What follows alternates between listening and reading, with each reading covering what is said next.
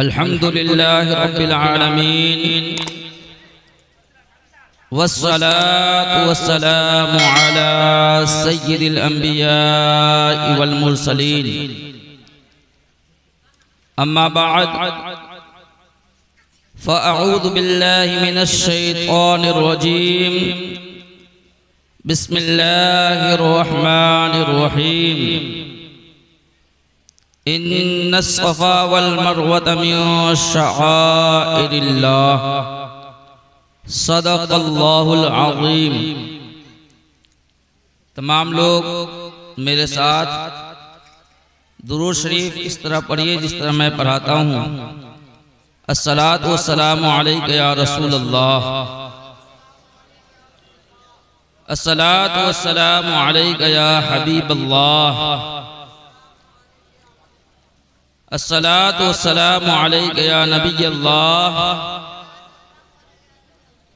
अस्सलातु वस्सलामु अलैका या नूर अल्लाह।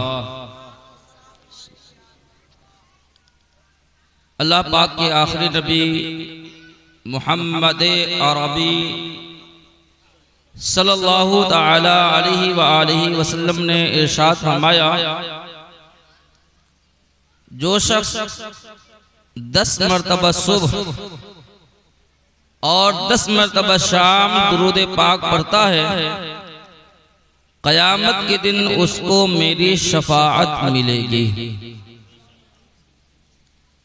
पढ़िए दुरूद पाक। अल्लाहुम्मा सल्लि अला सय्यिदिना शफीना व नबीना मौलाना मुहम्मदिन बारिक वसल्लिम सलातन व सलामुन अलैका या सय्यिदी या रसूलुल्लाह सल्लल्लाहु तआला अलैहि वसल्लम।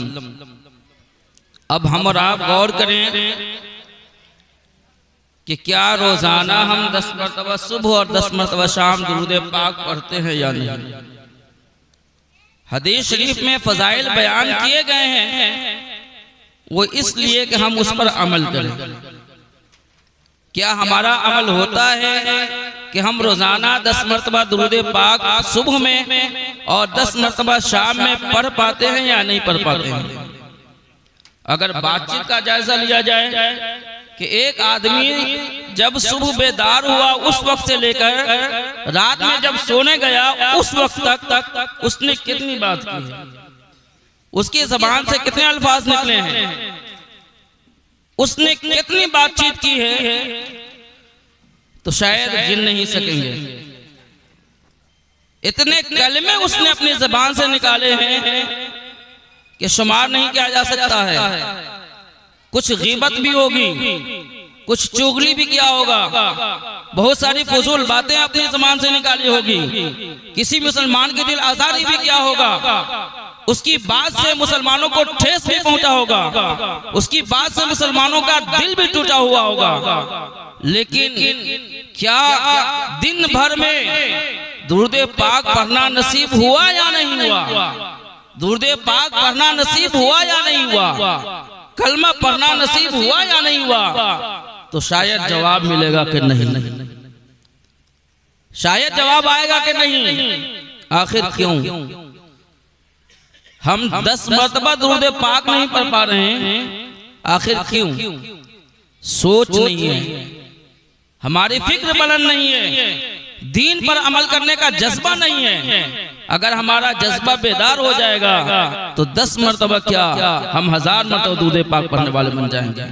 हमारी ज़बान से फिर गीबत के बजाय तिलावत कुरान पाक होगी, हमारी ज़बान से चुगली के बजाय दुरूद पाक निकलेंगे। तो हम नियत कर लें, इस महफिल में आए हैं तो ये पैगाम लेकर जाएं कि इंशाअल्लाहुल करीम अल्लाह की रहमत से हम दुरूद पाक पढ़ने की कोशिश करेंगे। एक मतौर पर ये दुरूद पाक। अल्लाहुम्मा सल्लि अला सय्यिदिना शफीना व नबीना मौलाना मुहम्मद बारिक वसल्लम सलातन व सलामुन अलैका या रसूलल्लाह सल्लल्लाहु अलैहि वसल्लम। आप अपनी माथे के निगाहों से मुलाहिजा कर रहे हैं कि स्टेज पर कितने उलमाए किराम हैं, और कुछ और भी है जो अभी तक आ नहीं सके हैं। तो आपको अंदाजा हो गया होगा कि इतने मौलाना साहब है तो महफिल कब तक होगी। खैर जो वक्त भी तय होगा इंशाअल्लाह वक्त के मुताबिक ही महफिल पाक का इख्तिताम हो जाएगा अल्लाह ने चाहा तो, क्योंकि सिर्फ महफिल ही नहीं है, महफिल के बाद और भी कई सारा काम है, दावत भी है, खिलाना भी है, खाना भी है, बहुत सारे लोगों को जाना भी है। तो उसी एतबार से महफिल पाक के टाइम का इंतखाब और मैनेजमेंट किया गया है। उम्मीद है आप सब भी ताउन फरमाएंगे और वक्त के एतबार से चलने की कोशिश करेंगे। बहुत ही खुशनसीब है हाजी मोहम्मद शरीफ साहब और उनकी अहलिया मुहतरमा, और बड़े ही मुबारकबादी के लायक है उनके बेटे कि जिन्होंने उनको हज्जे बैतुल्लाह के लिए मौका दिया और अल्लाह पाक ने वो मौका इनायत फरमाया कि ये हज्जे बैतुल्लाह के लिए अनकरीब तशरीफ ले जाएंगे, हाजिरी देंगे। और हज्जे बैतुल्लाह ये बहुत बड़ी सआदत की बात है और अल्लाह पाक जिसे चाहता है अपने पाक घर में बुलाता है और प्यारे आका सल्लल्लाहु अलैहि वसल्लम के रोज़े की ज़ियारत ये नसीब होती है। तो अल्लाह पाक का करम है और बहुत ही मुबारकबादी के लायक हैं हमारे शरीफ भाई जो हज पर जा रहे हैं। अल्लाह पाक इनका जाना, हज करना अपनी बारगाह में कबूल फरमाए और अल्लाह पाक ऐसा सिलसिला फरमाए कि हमारी बस्ती से अब ये सिलसिला जारी रहे और इसी तरीके से लोग हज पर जाते रहे। आइए मैं मुख्तसर वक्त ही लूंगा, एक वाक़या अर्ज करता हूँ और उससे कुछ बातें जो सीखने को मिलेंगी इंशाअल्लाह वो अर्ज करके मैं अपनी बात खत्म कर दूंगा। हज़रत सैयदना मुखव्वल रहमतुल्लाहि ताला अलैह ये अल्लाह के बहुत बड़े वली गुजरे हैं। आप फरमाते हैं कि मुझसे हज़रत सैयदना बुहैम इजली रहमतुल्लाहि ताला अलैह ने फरमाया कि मेरा हज का इरादा है, मैं हज पर जाना चाहता हूँ, तो तुम मेरे साथ किसी को साथ लगा दो, मेरा कोई रफीक़े सफर बनाओ, किसी का इंतखाब करो जो मेरे साथ हज पर जा सके। हजरत सैयदना मुखव्वल फरमाते हैं मैंने अपने एक पड़ोसी से बात की और सफर मदीना के लिए वो भी तैयार हो गया। मैंने उनसे बात की कि हजरत सैयदना बुहैम इजली रहमतुल्लाहि ताला अलैह ये बाअखलाक हैं, तुम उनके साथ हज के लिए मदीना शरीफ के सफर के लिए तुम रवाना होना। लेकिन अगले ही दिन मेरा वो पड़ोसी मेरे पास आकर कहने लगा कि मैं हजरत सैयदना बुहैम इजली के साथ नहीं जा सकता, मैं उनके साथ सफर नहीं कर सकता, क्योंकि मैंने सुना है कि वो बहुत ज्यादा रोते हैं, वो बहुत ही ज्यादा गिरिया वजारी करते हैं, उनके आंसू बहुत ज्यादा गिरते हैं, वो बहुत ज्यादा आंसू बहाते हैं, तो मेरा सफर उनके साथ खुशगवार नहीं हो सकेगा, मैं उनके साथ नहीं जा सकूंगा। हजरत सैयदना मुखव्वल फरमाते हैं मैंने उनका ज़हन बनाया, मैंने उनको मोटिवेट किया कि वो अल्लाह के वली हैं, बाअखलाक हैं, उनके साथ सफर में तुम्हें कोई दिक्कत नहीं आएगी, कोई परेशानी नहीं होगी, तुम उनके साथ हज पर चले जाओ, तुम उनके साथ मदीना के लिए रवाना हो जाओ, तुम उनको बाअखलाक पाओगे, वो तुम्हें तकलीफ नहीं देंगे, उनकी वजह से तुम्हारे सफर में कोई दिक्कत नहीं होगी। फरमाते हैं मेरा वो पड़ोसी तैयार हो गया, लेकिन जब सफर का वक्त करीब हुआ और ऊंट पर सामान लादा जाने लगा, सामान ऊंट पर लोग रखने लगे, तो अब मेरा वो पड़ोसी एक दीवार के सामने बैठकर फिर रोने लगा और बहुत ज्यादा रोने लगा। हजरत मुखव्वल फरमाते हैं मेरा पड़ोसी मेरे पास आया और कहने लगा नारे तकबीर, नारे तकबीर, नारे रिसालत, नारे रिसालत, उलमाए अहले सुन्नत, उस्तादुल असातिज़ा, नारे तकबीर, नारे रिसालत। हज़रत सैयदना मुखव्वल फरमाते हैं मेरा वो पड़ोसी आकर फिर मुझे कहने लगा, आपसे मैंने कहा था ना कि ये बहुत ज्यादा रोते हैं, इनकी वजह से मेरा सफर डिस्टर्ब होने लगेगा। अब देखे ना ये बैठकर रोने लगे हैं, अब कब जाएंगे। हजरत सैयदना मुखव्वल फरमाते हैं, मैंने अपने पड़ोसी से कहा अब सफर शुरू किया है, हो सकता है कि घर वालों की याद आ रही होगी इसलिए ये रोने लगे होंगे।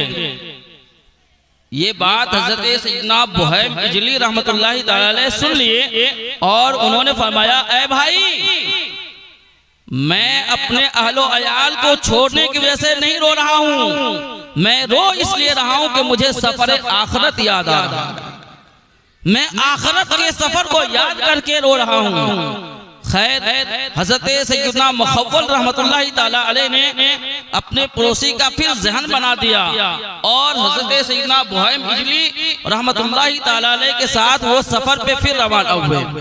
अब हजरत सैयदना बुहैम इजली चूंकि रोने की आदत थी, अल्लाह के याद में आंसू बहाने की आदत थी, गिरिया वजारी करने की आदत थी, तो वो अब जहां भी जाते नमाज अदा करते, फिर रोते, फिर आंसू बहाते।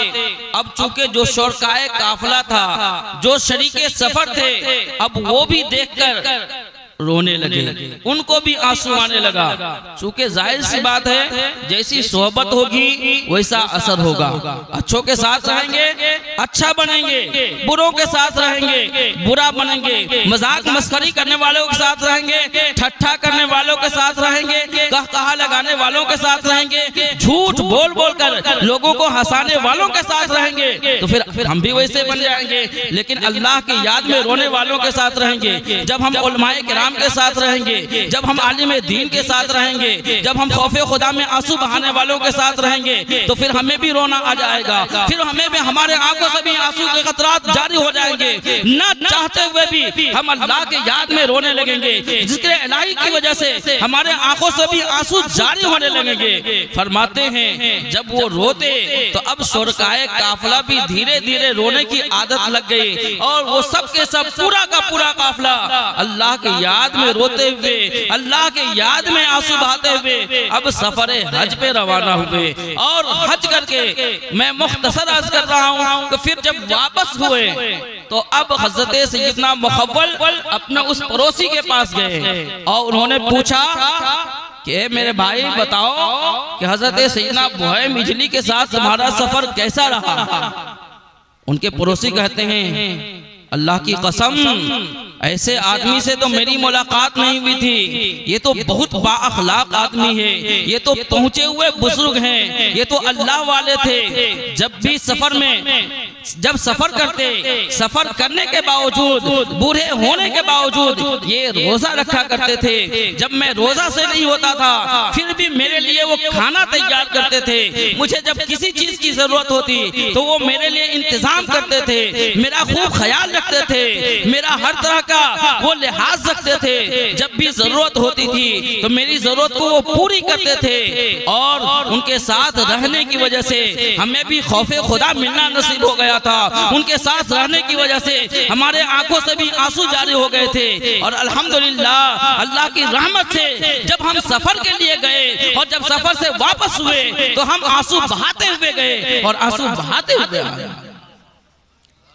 हजरत सैयदना मुखव्वल फरमाते हैं जब हम हजरत सैयदना बुहैम इजली रहमतुल्लाहि तआला के पास गए और उनसे मैंने अर्ज की कि मेरा पड़ोसी कैसा था, तो उन्होंने फरमाया कि वो बहुत अच्छे आदमी थे, उनको जल्द रोना नसीब हो गया था और वो जब भी तिलावत कुरान करीम होती तो वो जरूर रो दिया करते थे, उनकी आंखों से आंसू जारी हो जाया करते थे। रोने वाली आंखें मांगो, रोना सबका काम नहीं है, रोने वाले आंखें मांगो, रोना सबका काम नहीं है। जिक्र मोहब्बत आम है लेकिन सोज़े मोहब्बत आम नहीं है, जिक्र मोहब्बत आम है लेकिन सोज़े मोहब्बत आम नहीं है। प्यारे इस्लाम भाइयों, तो हमें पता चला, मालूम हुआ कि हम अल्लाह वालों की सोहबत इख्तियार करें, नेक लोगों की सोहबत इख्तियार करें। जब हम नेक लोगों की सोहबत में रहेंगे तो इंशाअल्लाह नेकियां करना नसीब होगा।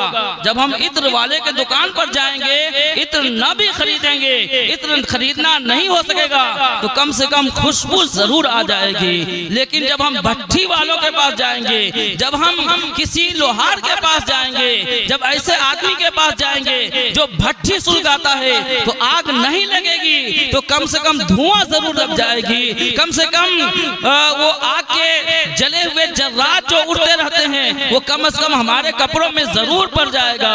तो अल्लाह पाक जब तौफीक नसीब फरमाए तो अच्छों की सोहबत नसीब हो। और जब हज पे जा रहे हैं ये, तो हम सबको चाहिए कि इनसे सलाम कहे कि अल्लाह के रसूल की बारगाह में हमारा सलाम पेश कर दे और उनसे मगफिरत के लिए दुआ करवाएं। और हज के लिए जा रहे हैं इनको मुबारकबादी दें इंशाअल्लाह करीम। जब हज बैतुल्लाह कोई हज करता है तो वो इस हाल में लौटता है, जब हज करके वापस आता है तो इस हाल में वापस आता है, उनके सारी खताएं मुआफ कर दी जाती है, उनके गुनाह मुआफ कर दिए जाते हैं। और अल्लाह पाक जिसे चाहता है हज मबरूर, हज मकबूल अता फरमाता है। तो हम सबको चाहिए कि अल्लाह पाक हमें भी हज की तौफीक अता फरमाए और हम सबको चाहिए कि अच्छों की सोबत इख्तियार करें। वमा तौफीक इल्ला बिल्लाह व आखिरु दावाना अनिल हम्दुलिल्लाहि रब्बिल आलमीन। अस्सलामु अलैकुम व रहमतुल्लाहि व बरकातुहू।